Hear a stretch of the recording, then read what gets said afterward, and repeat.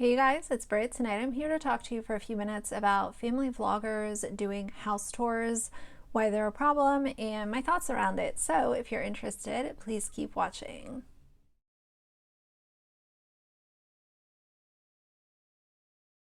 All right, you guys, so I know on my channel I do discuss family vloggers, problematic content, mommy vloggers, daddy vloggers, whatever you want to call them, and my thoughts around it. But today I really wanted to focus on a specific type of video that really grinds my gears, and that is when especially family vloggers do house tours. And the reason that I say especially family vloggers is because obviously that means that there are children in the house. When you're talking about just a normal YouTuber doing a house tour, that's one thing. I still don't think that that much detail should probably be out on the internet. Just, kind of the way that I roll. I am more of a private person when it comes to some stuff. And, everything that I put on my channel is very intentional, and I have full control of what I put on my channel, and I'm not going to put something out there that I will regret later, especially if it has to do with my personal safety and my security. It's one thing to, make a video and have an opinion and then the opinion change, but as far as, oversharing a bunch of personal info and then regretting it, I think that is the kind of thing that is really hard to reel back in once it's out there, because as we know, once it's on the internet, it ain't going anywhere. So as far as family vloggers doing house tours, this is something that is not new.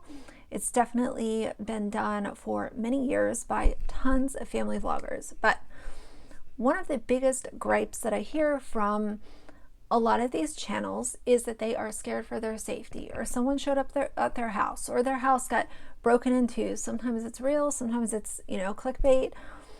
But there are so many complaints around the topic of personal safety, safety for their kids, people finding out where their kids go to school. It's serious and it's extremely scary, at least to me it is. I realize that people want views on YouTube, they want exposure, they want engagement, but when it comes to this type of content, I just cannot understand why this content is put out so easily. And then once someone actually watches the video and decides to step over their bounds, and I'm not saying that's ever right for people to do that. People deserve their peace and quiet and their safety when they're at home. But I do believe that a lot of the content creates people feeling overwhelmed. At the end of the day, when you're putting videos out onto YouTube or Instagram, whatever the platform is, you never know who is on the opposite side of that screen watching. And as we know, there are tons of very bad people who watch family vlogging content specifically, and it is very dark. It's extremely disturbing. And for the family vloggers to provide this content to strangers and then, wonder why in the world anyone would show up at their doorstep. You gave them the content. You filmed the outside of your house. You were showing aerial views. Shannon Rose showed an aerial view of her house. Like, are you even thinking about what this could create? No, you're not. So what I did was I went onto YouTube and I searched family vlogger home tour. And there are so many of these videos. There are, and some of them get decent views, but it's that carbon copy repeat process that a lot of the vloggers do. So this became popular and people have continued to show their homes. And even more so, this isn't a thing where they just show, this is our living room, this is our dining room, whatever. It is going through the entire house from the front door to the living room, going up the stairs to the children's bedrooms, going into the basement where maybe an older child has a bedroom down there. and watching the family walk through the entire house. So someone on the opposite side of that screen that has really, really wants to do harm or scare this family, they know the exact layout of your house. Ace family, I've talked about them a few times on my channel. Don't care for them, obviously.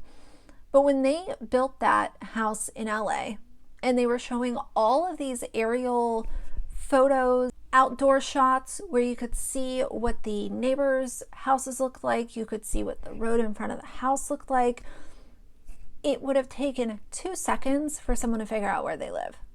I look at so much of this content and I know that I give family vloggers a really hard time. I own that. But I look at some of their content and I just don't understand why it has to be made. I really don't. Why do strangers on the internet need to see your daughter's bedroom? That should be a sacred place for her to feel safe. And you're showing it to 2 million people, 5 million people, 300,000 people. And I fully understand that a lot of these vloggers have very intense security systems, cameras, motion detectors, and that's all good and well.